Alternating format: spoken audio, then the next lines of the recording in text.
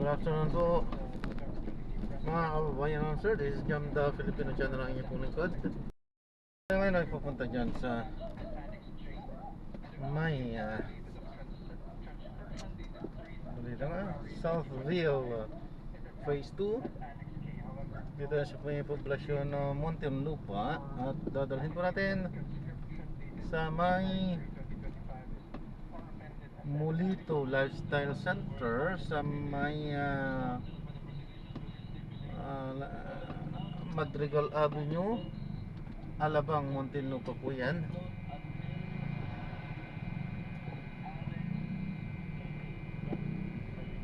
Mga traffic dito. Okay, so disclaimer lamang po, ang content po natin ay kalsada at hindi ang passenger. Kaya disclaimer lamang po, ang content po natin ay kalsada at tanging kalsada lamang. Ano po, kaya nga naman sakasakali man po na may marinig kayo mga pangalan ng lugar, pangalan ng tao, pangalan ng organization sa government o private man yan, ay wala pong kinalaman ng channel na ito at wala pong pinapatungkulan. Lahat po ng pinag-uusapan dito ay pawang dito lamang po yan sa loob at wala pong pinapatungkulan sa labas. Yan, manood tayo. Makinig tayo ng impeachment tayo. Noted, subject to the brief manifestation of counsel, but indeed, the chair, presiding officer confirms that none of the annexes contained in all of the footnotes until Annex KK is attached to the affidavit being presented to the witness. For Your Honor, thank you so much. May proceed. As a witness, for the record, we're returning Yes, counsel for responding. the document to the witness. As a witness, have you perused the document?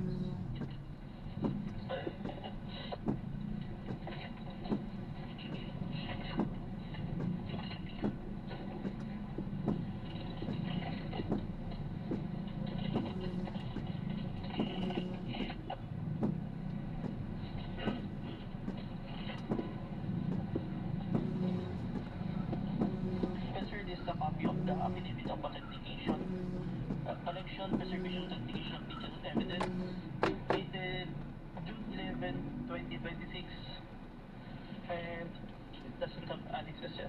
Yeah, okay. May proceed, Your Honor, please. Mr. Witness, what happened next, if any, after you authenticated the video of the Vice President, Sikip. the video of the Vice President, that on November 26, 2024, you said, the Vice President did not deny that she made the threats, and in fact, she confirmed her utterances should something happen to her. What happened next, if any, after that? Objection, dear. What is the objection of counsel? Leading. Misleading, Your Honor. No mention. Oh. The witness did not mention this. Your Honor, Witness may answer. I see the video of the November 26, 2024 online interview on my computer and on a flash drive. Now, Your Honor, before we Counsel for responding. proceed, may I request that the counsel for the prosecution refrain from characterization, testifying on what the document or the video is. So, Your Honor, I request that. Your Honor, I'm just merely describing an affidavit or a document or an object that this witness already testified to. I'm just repeating what the witness said. I'm not adding any value whatsoever to what the witness already testified to. Your Honor, please. Precisely, Your Honor. And there's nothing wrong with that. Nothing in the rules would disallow me to do that, Your Honor, please. Will counsels kindly wait for the presiding officer to recognize them before they speak? Counsel will instead advise the senator judges to kindly listen, take note of only the pieces of evidence presented through a witness under oath and subject to cross-examination, and not statements made by either counsel that are conclusions of fact and or law in arriving at their decision. The chair will be more mindful of counsel for respondent insofar as that is concerned. Thank you. Counsel for the prosecution, you may proceed. Thank you. Mr. Witness, you mentioned by flash drive, correct? Yes, sir. Now, kung yung flash drive na yan, ipapakita sa iyo, ma-identify mo ba yan? Now, ngayon, ipinapakita ko yung flash drive that previously marked Exhibit P1426 containing the video recording of the Vice President on November 26, 2024 that is previously marked Exhibit P-Roman numeral 426. Are you feel to say? Permission to unseal the flashlight, sir. Witness may do so. Thank you, Your Honor. Okay, kasama pa rin nga natin dito si Atty. Paolo Tomase at ito nga, pinag-usapan yung flash drive at nakita natin may mga hinahanap para may mga sa footnote. Gano'n ka importante itong mga technical na hinahanap ng defense? I mean, marami nagsabi baka dinedelay lang ito or talagang importante ba ito? Well, kung korte po ito, the court of law, importante yung authentication kasi yung purpose ng authentication ay i-ensure na yung dokumento na pinapakita o yung bagay na pinapakita sa korte ay yung same bagay na tinitestify ng testigo o yung pinatutunayan ng testigo. So, yung mahalaga yung authentication in that sense. But itong particular issue ng Article 4, and I think to emphasize na hindi naman kasi legal na proceeding ng iba, political siya na proceeding, alam naman natin lahat kung ano yung video na to, or nakita na natin siya. So, ang effect siguro nitong matagal na mga 4 na oras na rin, examination para nang lumabas itong USB nito. Talaga yung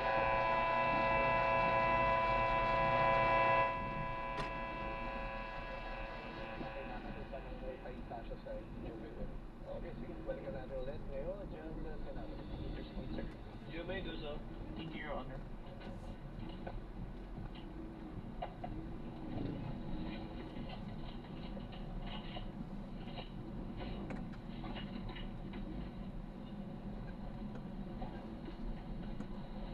Timestamp 10 minutes and 40 seconds to timestamp 11 minutes and 50 seconds, sir.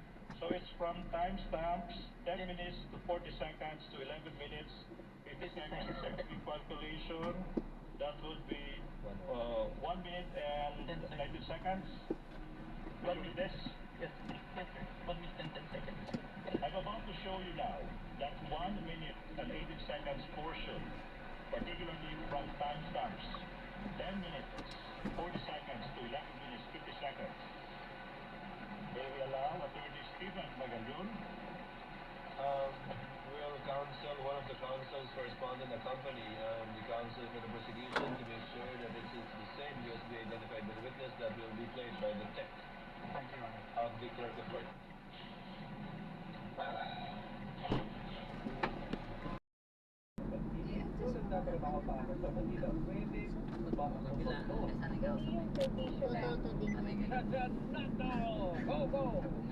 Narinig kanina nagsagawa ng press conference ang ilang mga miyembro ng House Prosecution na panel at binanggit nila na good luck sa kanila. Ito'y patungkol doon sa petisyon na inihain sa Korte Suprema ng grupo ni Atty. Israelito Torion na humihirit ang pansamantalang imahinto ang impeachment trial kay Vice President Sara Duterte dahil sa pagkakahalal kay Senator Franz Escudero bilang Senate Impeachment Court Presiding Officer. Ayon kay House Prosecutor Terry Ridon, nagsasayang na naman ng test ng papel itong petitioners at balat niya hindi pa ba naawa sa mga puno o mga trees itong grupo ni Torion. Tinak naman ni Ridon na walang epekto ang naturang petisyon sa House Prosecution Team at inaasang tuloy-tuloy ang paglilitis sa Vice Presidente habang pasaring ni House Deputy Speaker Paul Ortega III. Hindi na nakakagulat para bang inaako ni Torion na misulang bread and butter at specialty na yung paghahain ng petisyon. Ani pa Ortega, walang pumipigil din ang Torion na maghain ng petisyon pero ang issue ng presiding officer ng impeachment court ay naresolve na kahapon. At sa kaso ni House Trial Spokesperson Maria Alonso Adyong, si Torion ay kilalang pro-duterte subalit ani Adyong pasensya na kina Torion dahil bubuusan ng impeachment trial at sunod sa Sana tayo po, komisyon. Portopino. Ako si Sabitan ni Mali Presidente, Karadyo, Sana tayo. Sabuti, Balitay Totoo. Dito na tayo sa may Southville. Ayala Southville. Wala na ba? Video ng umano'y pagpumunta ni Vice President Sara Duterte sa Pangulong Bongbong Marcos, First Lady Liza Araneta Marcos, dating House Speaker Martin Romualdez, Kasi Ayala. iprinisinta ng prosekusyon. So, ganyan niya sa school. School niya sa Sa tingin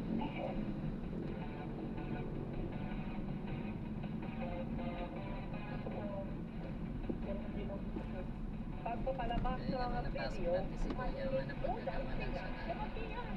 Dito siya kasi Southville siya, di ba? Non-particular statement Eh, from the Southville Vice din yung President dyan. in that Sa day. may kaliwa dyan.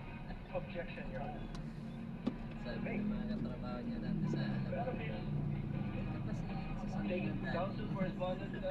A bit of patience. Southville siya napasok. Ano yun, nakatira. Dumating kanina sa Senado, pero hindi para tumalon sa pagsisis, kundi para Ang Southville makipagpulong train lang doon yung daw sa atin. Pero sa dito kaya kanyang sa mga Southville. abogado. Sa Southville. And then, blood bath and Sabi niya, ay sana lahat po sa kaibigan I ng will babae. love you, Tapos but hindi nila alam pagbaba ko na iiyak Hamon ang lalakad ka pa. Lalakad ka pa. Lalakad na tricycle. tumalong din sa paglilitis. Welcome to the blood bath, Madam Vice President. But you cannot have a blood bath from the sideline. Nag-deliver ako dati dyan. Isa pa sa Saan? tatlong kapwa-akusado, Dyan yung mga ano ni dati Senador ni Sis Botante May Marcoleta, Ah, sa sa kasong cancer, Nag-deliveran ako dyan sa inaresto pangatlong na rin kanto eh. at nakadesignate. Hindi ako makapasok eh. Nicole ako ng guard dyan. May na drop nakakonfine area pa rin siya. sa ospital. May drop off lang yan sila dyan pag Bisita papupuntahin ni din yung Vice tao. President Duterte. Super Pagyo ang pangalan ng Inday na inaasahan sa PAR mamayang gabi. Una na kumagupit sa US Pacific Islands. Hindi pa man ramdam dito sa bansang Super Pagyo. Ilang lugar sa Mindanao, inulan at pinahanan. Pinoy tennis star Alex Fiala Nagbabayad na daw sila. standing ovation sa pagtatapos ng Namili kanyang ng damit si Kuya, naiwan sa ano yung damit niya. sa Wimbledon. Bukas pa ang dating. At bukod sa abangang twist sa GMA Afternoon Prime Series na You're My Favorite Song, mga bida. Ngayon hindi na. May song heart, Diyan pa parang nga ako naman. lagi na eh, sa may Pagita.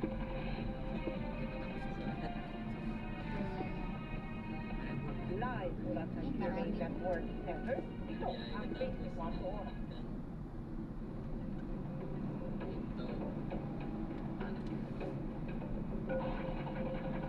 Magandang gabi po, Luzon, Visayas at Mindanao.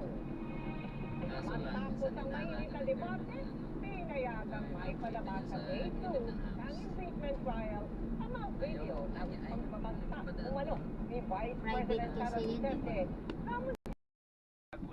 Lalo na pag may ganitong malakas ang ulan, meron na, yun, yung lubid. Kasi nga, mataas din yung ano doon eh, tubig. Kaya yung lubid naka-ready rin doon. Matapos ang halos 12 oras, natagpuan ang labi ni Joven sa San Juan River sa barangay Apolonio Samson kaninang umaga. Labis sa paghihinagpis ng mga magulang at mga kaanak ng bata. Ayon sa isang caretaker ng lupa na nasa gilid ng ilog, nangangalakal ng basura ang nakakita sa labi. Tinawag sa akin ng mga ngalakal ay may patay dito sa ilog. Sinikwat niya ng kahoy, nakita ko, tao nga. Sabi ko, diyan ka lang kasi tatawag ako sa barangay. Kasi kagabi, hinahanap na namin yan. Ayan, nandun yan sa tubig kanina eh. Hinahon nung mga ngalakal tapos tinapunan. Patuloy ang investigasyon ng QCPD-CIDU sa insidente. James Agustina Hututo, 24 oras. Pero subukan pa namin makuha ang Thank you po. pamahalaan at ang FFP. Ano po? Okay lang po mag-service doon. Bago pa man Kasi ituro niyo po sa ma, kasi di ko Pilipinas, ang kabisado superbagyo kasi yung tatawagin kung saan Inday. tayo. Ano? Nakahanap na ng Saan tamang ba ito panahon ng naman? ilang lugar sa bansa dahil sa thunderstorm. Usually kasi talagang tinuturo niyan doon sa ano. Panadasan super typhoon sa Kasi Guam yung at traffic po Northern yung Mariana inaano po Islands. yan. Nakatutok si Dano Tingkungko.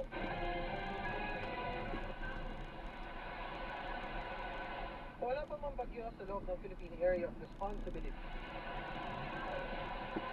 Di ganito na katindi ang bugso ng hangin na naranasan kahapon sa barangay Sumbakil, Polocolok, South Cotabato.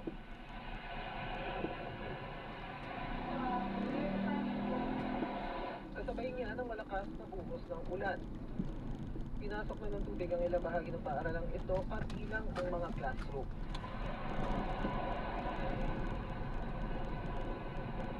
Nagmistulang ilog naman ang bahagi ng National Highway sa bayan ng Tantangan. Umapaw kasi ang mga kanal sa tindi ng bumuhos na ulan. Pansamantalang bumagal ang takbo ng mga sasakyan dahil sa baha. Unti-unti na ring humupa ang baha bago magtakip silim ayon sa lokal na pamahalaan. Sige, tulong mo lang. Sa lalawigan ng Aklan, buwis buhay ang pagtawid sa ilog ng pamilyang ito sa bayan ng Libacao. Sa gitna ng rumaragasang tubig, pinagtulungan nilang buhatin ang yumao nilang kaanak para dalhin sa punerarya. Ligtas naman silang nakatawid pero kinailangan dumaan muli sa ilog para maiuwi sa kanilang bahay ang mahal sa buhay para paglamayan. Ayon sa Pag-asa, hindi pa bagyo kundi localized thunderstorms ang nagpaulan sa ilang bahagi ng Visayas at Mindanao. Pero bilang paghahanda sa paparating na super bagyong Inday, ay naghanda na ang Kapitolyo ng Nueva Ecija kabilang ang pagpoposisyon ng mga heavy equipment. Bago ang inaasahang pagdating ng super bagyo sa Pilipinas, humagupit muna yan sa Rota Island, bahagi ng Northern Mariana Island. Kasabay na malakas na buhos na ulan, ang hangin na nagpatumba sa ilang puno. Nanalasa rin ang super typhoon sa Guam. Rinig ang tila pagsipon na malakas na hangin dala ng super typhoon mula sa Puhangyan sa isang airport. Halos magsayawan ang mga puno dahil sa pagwasiwas ng hangin, bumuhos din ang malakas na ulan. Sa ngayon ay naka-heightened alert na ang mga otoridad sa Pilipinas sa mga posibleng epekto ng bagyo. Ilan sa mga binabantayan ng extreme northern Luzon at eastern Luzon, kabilang ang Batanes, Babuyan Islands, northern Cagayan at Isabela.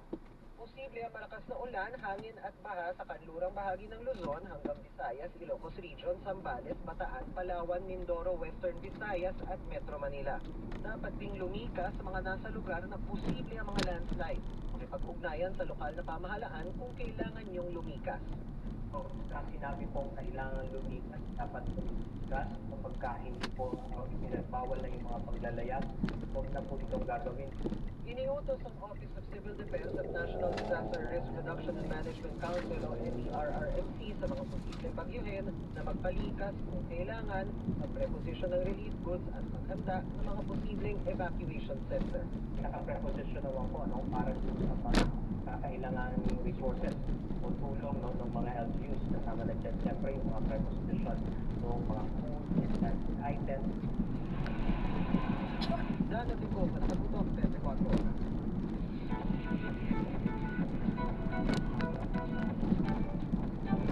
So, hindi mga kapuso, back ang mga habang eksena sa GMA Prime series na Task Force Firewall.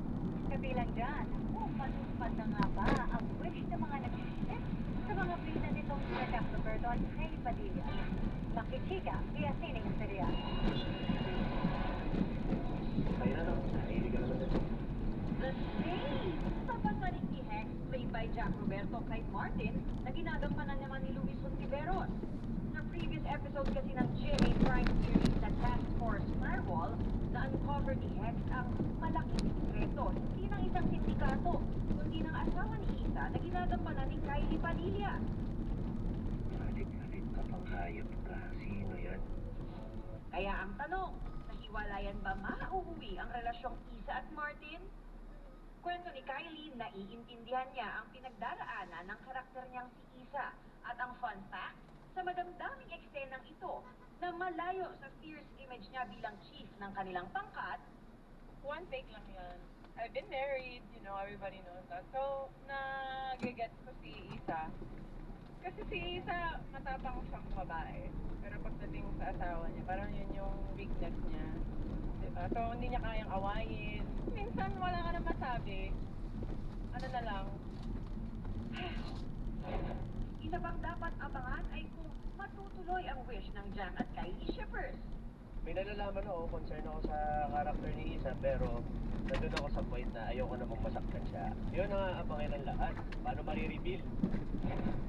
Eh, ang gumaganap na third party sa affair, gusto naman kaya? Sobrang taliwas yun sa belief ko as Cheska. When you're acting kasi, you have to let all the nuance, like, lahat ng mga blocks mo in life and your principles as you yourself talaga, let it go. At yun yung kagandahan because you get to tap into that kind of perspective din nung character mo. Lahat ng yan dapat daw abangan sa Task Force Firewall gabi-gabi sa GMA Prime. Ang Tina Imperial updated sa Showbiz Happening. Susunod! Ex-book. Siyang nirentahan ng isang grupo para ipagsundo umano ng balikbayan sa airport. Hinangay! Sa Negros Occidental oil tanker, inararo ang isang food cart. Tindera at natuwang nitong menor de edad, patay. Ang iba pang pangyayari sa naging mainit at talakayan sa ikalawang araw ng impeachment trial ni Vice President Sara Duterte. At mga bida ng You're My Favorite Song, may sorpresa sa kanilang fan. Tutukan lahat ng yan sa pagpapatuloy ng 24 oras. Radio PCWB, Balitang Totoo. Arangkot Parisay.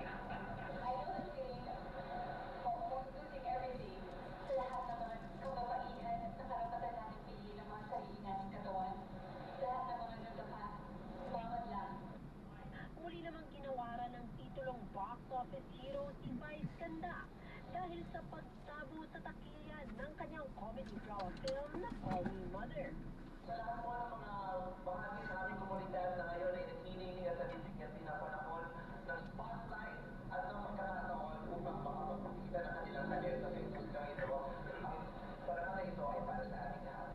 Bukod kay Vice, kinilala rin bilang box office hero sina Richard Gutierrez dahil sa paghatang sa takilya ng Shake, Rattle and Roll Evil Origin. Maricel Soriano, Piolo Pascual, Joshua Garcia, Bel Mariano at Juan Carlos Labaco para sa Meet Greet Bye. At ang tambalang Kim Chiu at Paula Benito para sa My Love Will Make You Disappear. It's a great honor. Patuloy natin suportahan ang pelikulang Pilipino. Hindi lang tuwing Pasko, but all throughout the year. Isa naman, si Tony Pangilinan sa pinangalan ng ISMB Red Award dahil sa kanyang mga kawang gawa.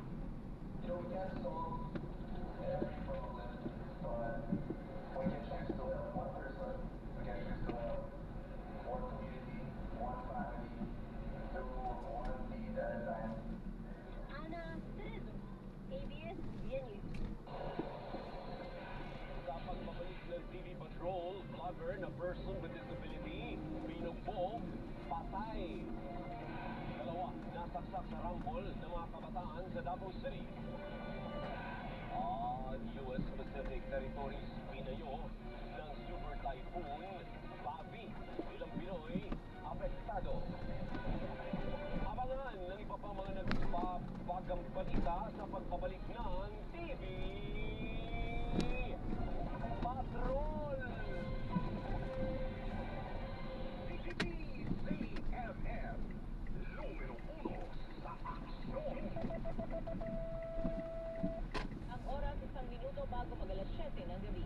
Ang oras ay natin sa inyo ng Blemex Forte European Capsule. Maluwag ang paghinga, tunaw ang plema. Basta lagundi, Blemex. Mga balitang kumpirmado, sigurado. PCMM. Kahit may edad na kami, masigla pa din. Tuloy lang sa activities. On the go! Dahil sa healthy lifestyle at tulong ng Artrisin. Para sa mga active adults, may Artrisin. Ang Artrisin ay undernature type 2 collagen at MSM. Kasama ng proper diet at exercise, maaaring makatulong ang Artrisin. Let's go! Make your move, baby. Artrisin, get going! Bumabagal ang galaw dahil sa joint pain at arthritis.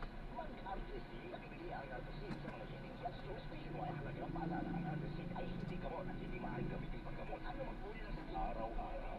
Sa paghahatid natin ang balitang kumpirmado at sigurado at sa ating mga pagpasyon sa mga nangangailangan. Nakakabit po ng TVMM Teleradyo ang pagiging number 1 cable news channel sa Metro at Mega Manila ayon sa 55 Blue, formerly Kantar Media Philippines, TV audience measurement sa buong taon ng 2045 hanggang ngayong Marso 2026. Sa internet po siniwala, patuloy tayong nakapaghahatid ng nabumunang balita at serbisyo publiko sa bawat mamamayang Pilipino. Maraming salamat po, kapamilya. Ang programang ito ay natin sa inyo ng Blemex Forte European Capsule. Maluwag ang paghinga, tunaw ang plema. Basta lagundi, Blemex. Ang galing, itong matagalan. Harang tayo lang ng Everest Appliances. See?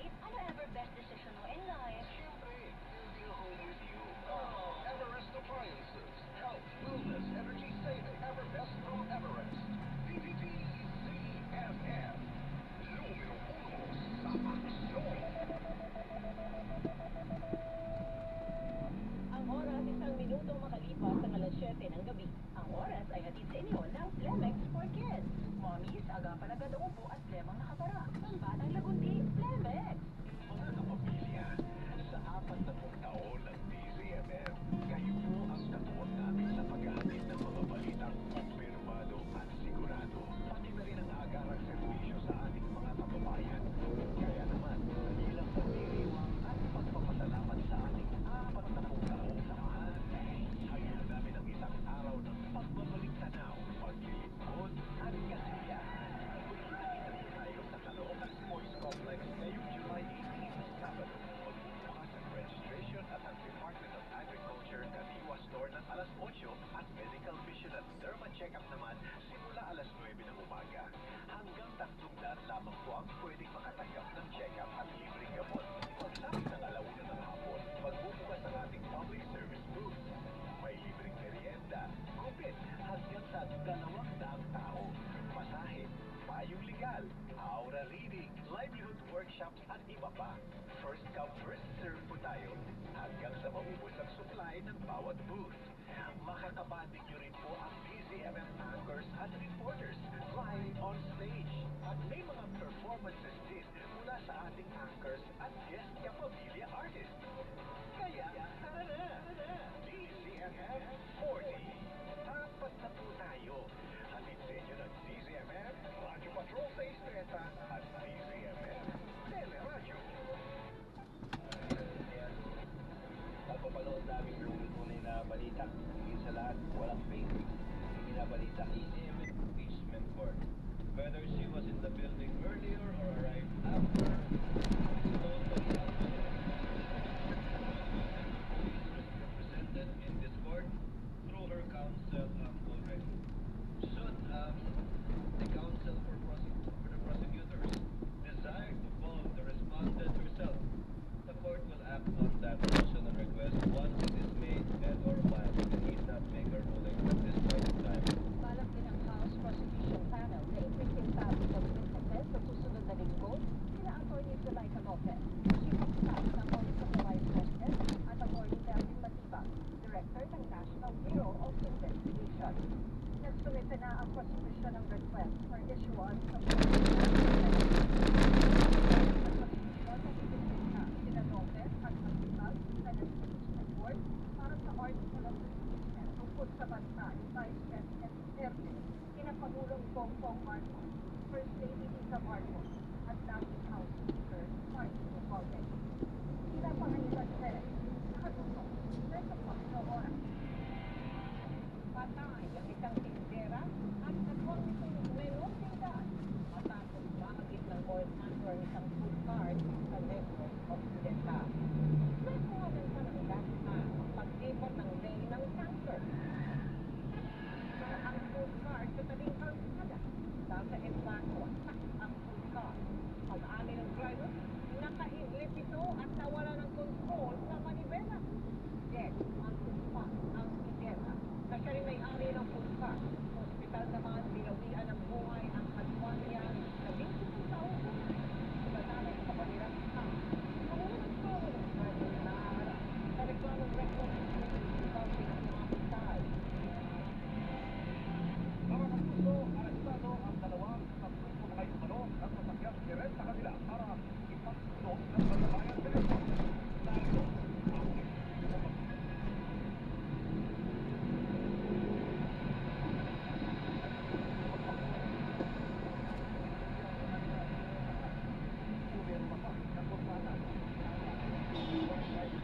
bago nilabas ng garahe ang kotse.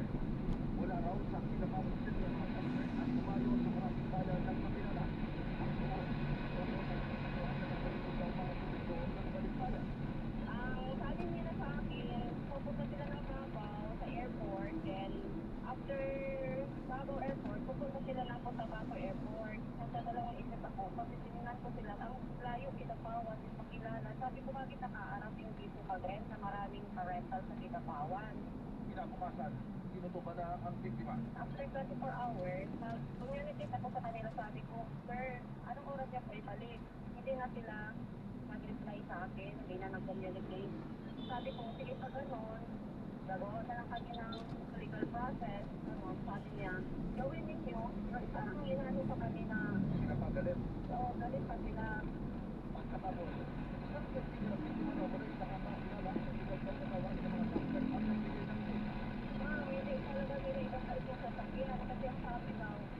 binibigyan daw ng droga, illegal. So doon na ako kinamahan. Sabi ko, bakit ganon?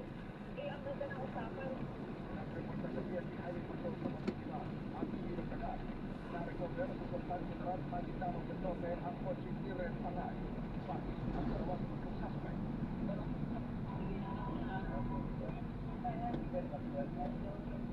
Pero sa bayan, mawag, wala po rin po ang mga ginapit.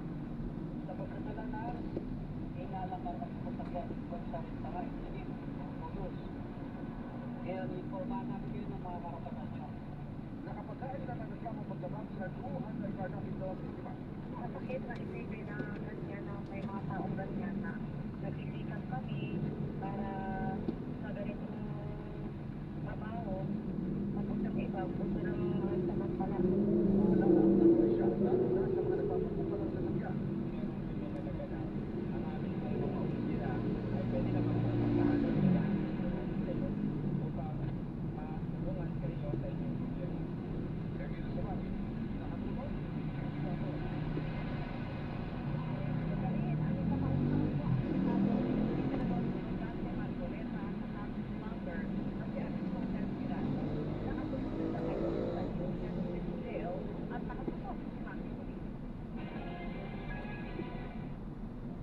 Bago magalas 7 ng gabi kagabi, inaresto ni Kusate si Aristotel Viray, isa sa tatlong kapwa akusado ni Senador Rolante Marcoleta sa kasong plunder. Kinakip siya ng Criminal Investigation and Detection Group sa isang gasolinahan sa Boni Serrano Avenue, Quezon City. Isa si Viray sa mga pribadong buwan at ayon kay Marcoleta ay nagbigay sa kanya ng 20 million pesos na bahagi ng 75 million pesos na ininideklara contribution. Ang depensa ng Senador Marcoleta, hindi pa ka-claim period na matanggap ito January 2025. Kaya hindi pa siya nagtuturing na kandidato.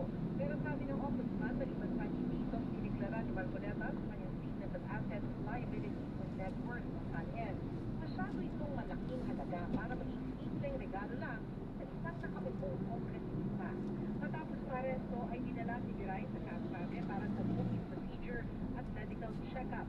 Sa PNP General Hospital nagpalipas ng gabi si Viray dahil sa mataas na blood pressure. Pero dahil binigyan na ng clearance ng mga doktor kaninang umaga, dinala na siya ng mga pulis sa Sabigan Bayan para sa return of warrant.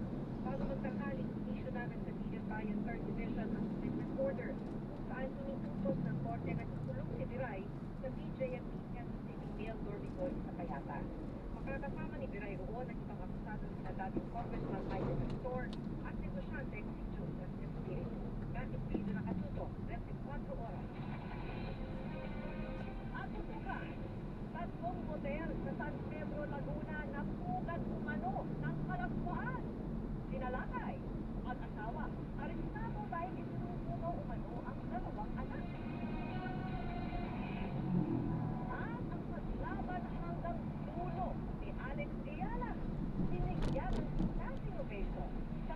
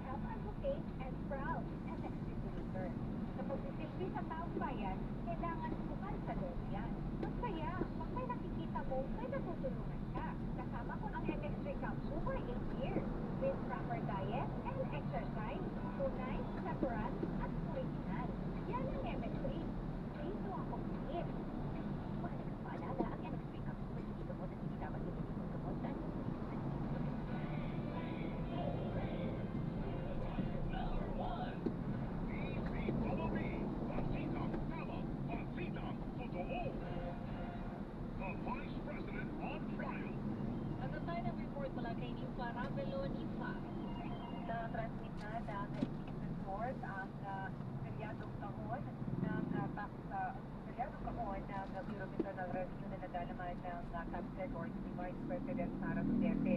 Ayon kay Atty. Reginald Tungkol na tagapagsalita ng Senate Impeachment Court, inihatid ng pinatransit ng Impeachment Court clerk ang kahon kaninang umaga. Natanggap ito sa kaninang alas 11:07 sa tanggapan ng BIR Commissioner na receive ni Atty. Andre Garcia Marquez mula sa Office of the BIR Commissioner. Matatandaan pinatagsi ang nasabing kalyadong kahon sa BIR ang yun ay direktiba ng Impeachment Court. Nanggaling ang direktiba kay Senator pero wala na o Senator Escudero na presiding officer ng Impeachment Court wala kumontra kaya inusuling ng buong Impeachment Court pinatauli yun dahil ang paliwanag nito malaban pa dito sa kustudiya ng Senado ng Senate Impeachment Court at walang kautusan ng Senate Impeachment Court para isipin sa kanila ang nasabing kalyadong kahon ng record ng Vice President. Ako din sa Rado.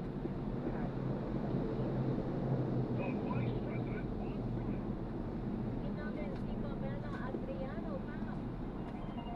Sabong maghapon ay payaman si Pagpunti para sa Senado sa Pagpunti. Ngayong dalawang araw ng impeachment trial si Vice President Sara Duterte.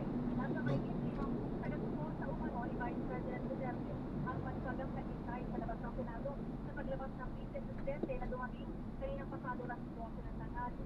Inantayan sila ng mga tauhan ng PNP dahil hindi nagbabawal pa rin ang magsasagawa ng anumang aktibidad sa North Mountain and Brooks Boulevard. Narito pa rin ang mga barikada may steel barrier pero wala nang harap sa harap ng main gate ng Senate. Wala namang ibang grupo na nagsagawa ng anumang aktibidad o kilos protesta sa buong maghapon. Bukas naman sa mga motorista ang magkabilang direksyon northbound at southbound lane ng Brooks Boulevard. Maigting pa rin ang pinapatupad na inspeksyon ng mga tauhan ng Philippine Coast Guard, PNP at Senate security personnel sa mga sasakyang pumasok sa loob ng Senado. Samantala dumating sa Senado si Quezon City Councilor Rani Lumika at sinabi na mamapahiya sila ngayong ikalawang araw ng paglilipis kay Bibi Duterte. Matatandaan si Lumika ay nasa sa isang viral video online mula sa rally na Quezon City sa People Power Monument noong July 1 kung saan nakalitan niya ang isang LTO enforcer. Ayon kay NCRPO, spokesperson si Major Hazel Atilo, may 2,000 pulis na idineploy para magbantay sa paligid ng Senado ngayong ikalawang araw ng impeachment trial kay Bibi Duterte. Ako si Pamela Adriano ng Philippines sa Terador, Kabuki, Malinakso. The Vice President on trial. Sinipa ang ombudsman mula sa serbisyo si dating acting Senate Surgeon ng Arms Pao Atlanta. Ay kinalaman niya sa tensyon sa Senado noong May 13 kung saan napapagay na ni Atlanta ang mga taga-NBI. Ayon sa ombudsman, administratively liable of grave misconduct and gross neglect of duty si Atlanta dahil sa anila. Ang pagpapaputok ng baril ni Atlanta noon ay hindi makasira na tansik ng bansa sa kaligtasan. Nabansin nila ito sa mga panuntunan ng paggamit ng puwersa at pagbabali mula sa kanyang tungkuling panatilihin ang seguridad at kaayusan sa gusali ng Senado. Tingin naman ni Atlanta, hindi nakonsidera ng ombudsman ang lahat ng mga ebidensyang isinusin nila kaya maapdahan niya siya sa tamang forum at sa tamang panahon. Punto niya, nang himasok noon ang NBI nang walang koordinasyon. Tanong niya, kung may anyay intruder na nanutok ng baril, ano pa bang ibang dapat gawin sa ganoong sitwasyon? Pinayagan ng Lapu-Lapu City Branch 27 na makapaggansa ang contractor na si Sara Iskaya. 1 million pesos gas para sa kasong malversation of public funds and anti-graft of night sa Manoy 96.5 million ghost project sa Davao Occidental. Pinayagan silang finance officer ng Department of Public Works and Highways o DPWH Davao Occidental na si Sarah Brian Gomez na makapaggansa sa halagang 300,000 pesos. Ayon sa Korte sa Cebu, base sa ebidensya ng prosecutor, hindi na ipakita ang partisipasyon ni Iskaya Tubonget sa kaso. Sa kabila niyan, hindi pa rin makakalaya si Iskaya dahil non-bailable ang kasong inihain sa kanya at kasabang si Pacifico Kern Iskaya sa Bulacan. Kaugnay naman ng 53.9 billion ghost project sa Kalumpit, Bulacan. Dahil sa pagkupa ng gulo sa gitnang silangan, bahagyang pumatas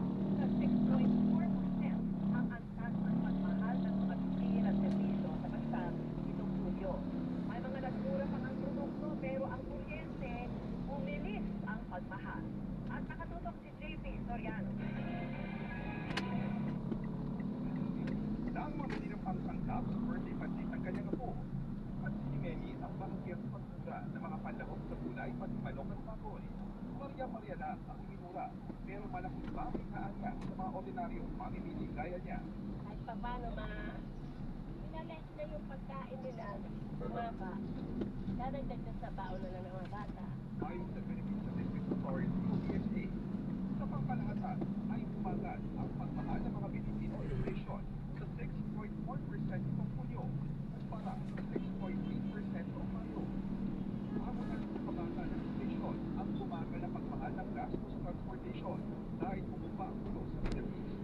Kaya nga ay nagmamahal pa rin ang petrolyo, malayo yan sa itinamahan noong panahon ng mega oil price hike.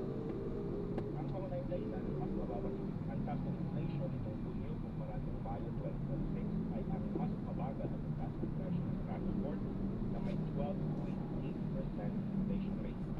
Ito ay 61.1% share sa pagbaba ng panghalatang inflation sa bansa. Umagal din niya ang pagmahal ng pagkain, ang mga inuming non-alcoholic ang nasa 5.2% na. Yung iba nga, hindi lang bumagal ang pagmahal, kundi nagmura talaga. Tulad ng karne ng baboy, kaya negative 4.2% ang naitalang inflation. Nakatulong ang ganyan para mahatak naman ang pagsipa ng ibang gastusin tulad sa LPG na nagtala ng 35% inflation. Ang kuryente naman ay nagtala ng 12% inflation itong Hunyo. Is the highest in close to 3 years. So, yun yung isa. Yan mismo ang problema ng ilang maliliit na negosyo gaya ng salon na ito sa Quezon City na umabot sa mahigit 35,000 pesos ang electric bill. Kumpara nung nakaraan, mas mataas kami ngayon.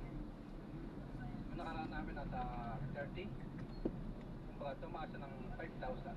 Pero yung mga kulang po ng mga sweldo, ganun pa rin. JP Sorian, nakatutok 24 oras. Sa simula pa lang ng kanyang tennis career, gumawa na agad ng kasaysayan si Alex Ayala. Katapos man ang kanyang Wimbledon run, naniniwala ang kanyang mga fans na malayo pa ang mararating ng Pinay tennis sensation dahil sa galing kay pinamalas ang 21-year-old ngayon pa lang. Pero nauna pa siya, nagbubuong Wimbledon Center Court ng masinabot Andrew Novicia. Narito ang photo ni Katrina Sol.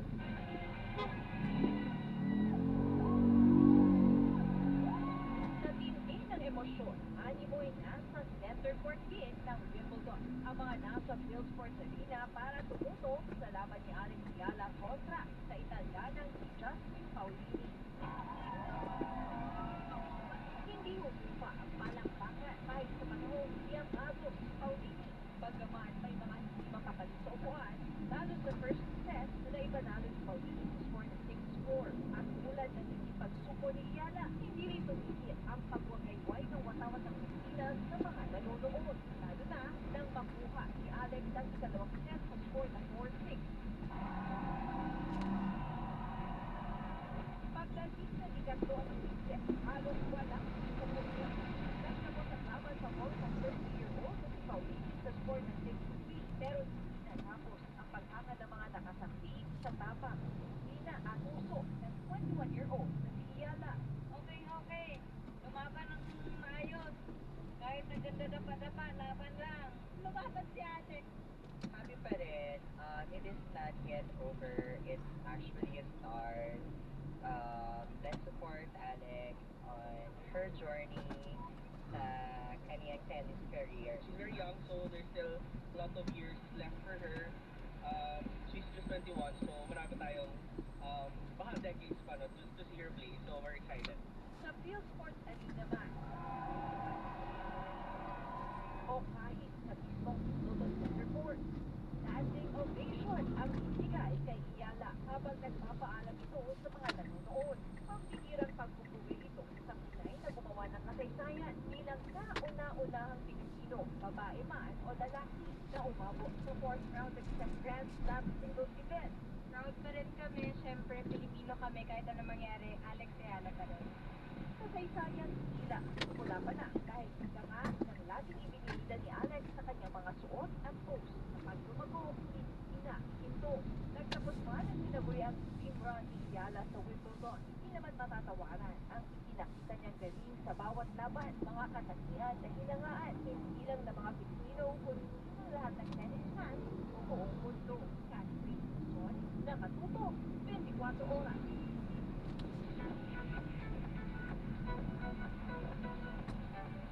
Mga kapuso, may bago kayong aabangang entry ng Genie Pictures sa 2026 Metro Manila Film Festival or MMFF. Yan ang pelikulang Amid na pagbibidahan ni 2024 MMFF as Best Actor Dennis Rio, kasama si Glyza De Castro, Will Ashley at Star Argus Ashley. Directed yan ni Dick Kulay na nasa likod ng back-to-back Best Picture film na Firefly at Green Book.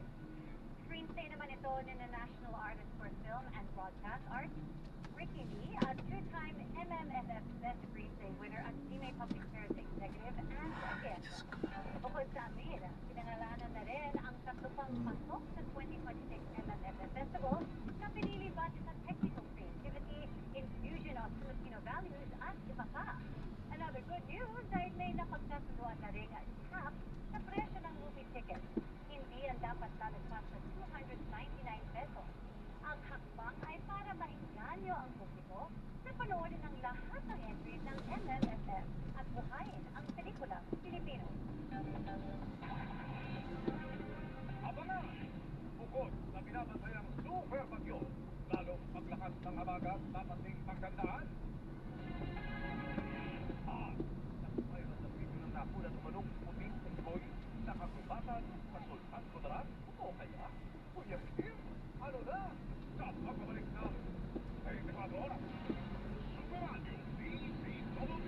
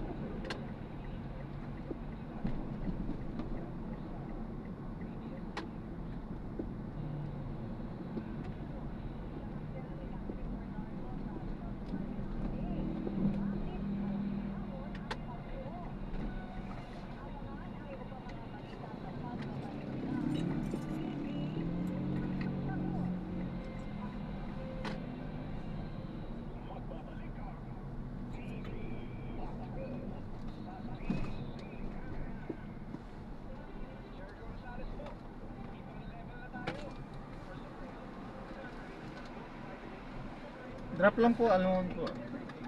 Sir, almond o sir.